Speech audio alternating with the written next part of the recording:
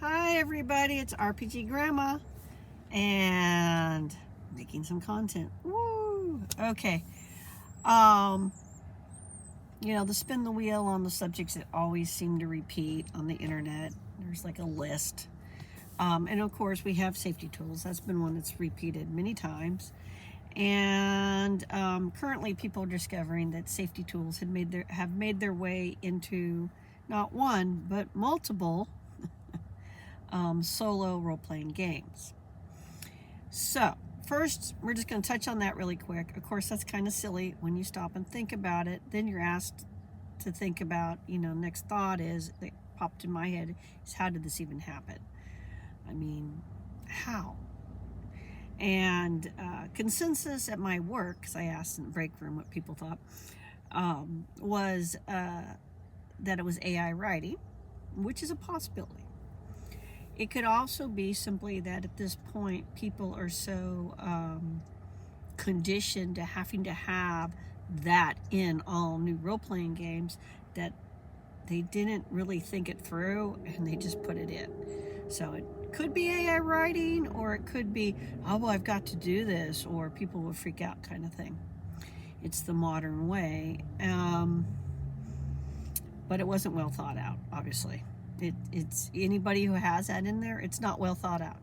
And the only way I could possibly see it being an issue where you needed permission to stop playing the game by yourself, with yourself, would be if you were using a pre-made storyline kind of plot, which was like choose your own adventure, more or less, that had some rules that randomized things a little bit more.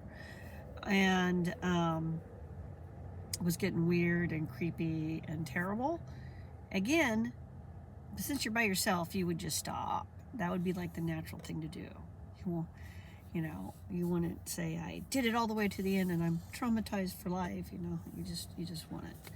So yeah, it's funny. I mean, whatever.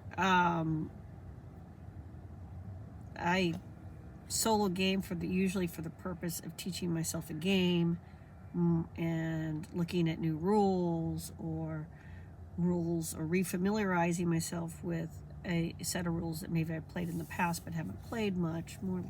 That's what I do. I'm using it more for the mechanics usually. But other people I know do the journaling thing and all that kind of thing, and because I looked into it.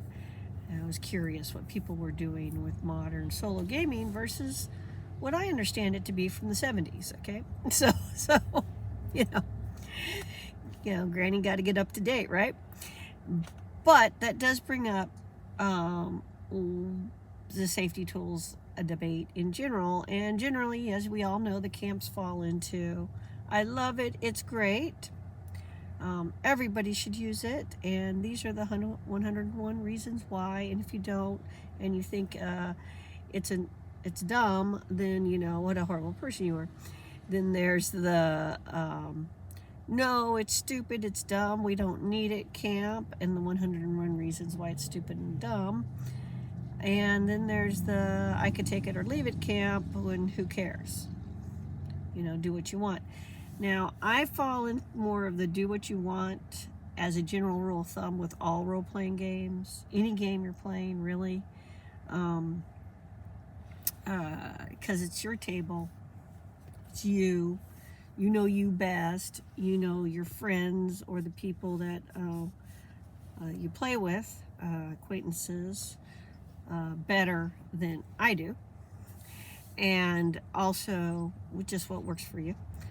And but I'm also in the camp of not a fan, just not a fan. And so I've been musing on my thoughts about all this stuff, and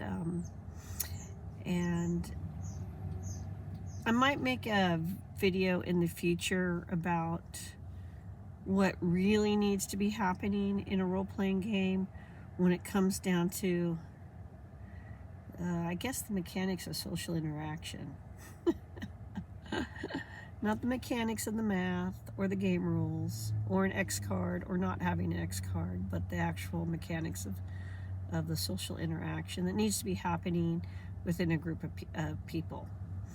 And so that would be a totally separate video. But yeah, I would never have thought they would put rules like that into a modern solo game that you needed to give people some kind of safety tools.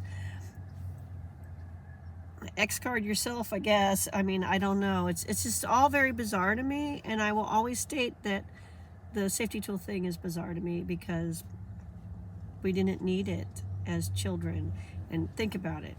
Whether you're a girl or a guy, how mature are you at 10 or 12 or 13 or even 16? And kids for generations, not to mention adults, were figuring out how to play role-playing games and not needing all these tools until really recently.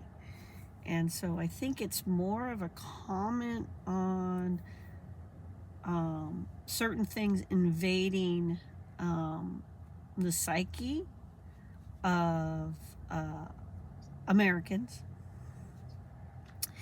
And part of that is too many people with introducing things from the psychology field that were created for very specific reasons, for very specific folks in crisis, and then regurgitating that out and deciding it's great for everything. And it's not. It's really quite dysfunctional and often does the opposite of what you want when people are not in a crisis.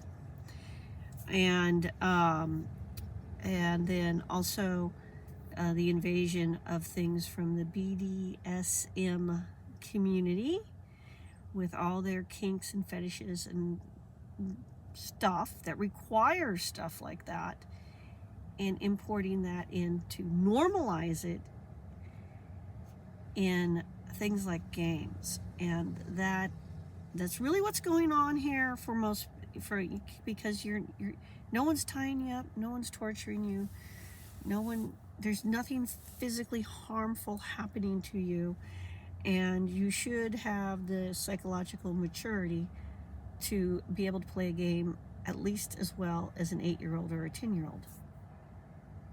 I mean, I'm being honest about that. So what we're really talking about then is and telling me that people on neuro spectrums, I guess is the current terminology,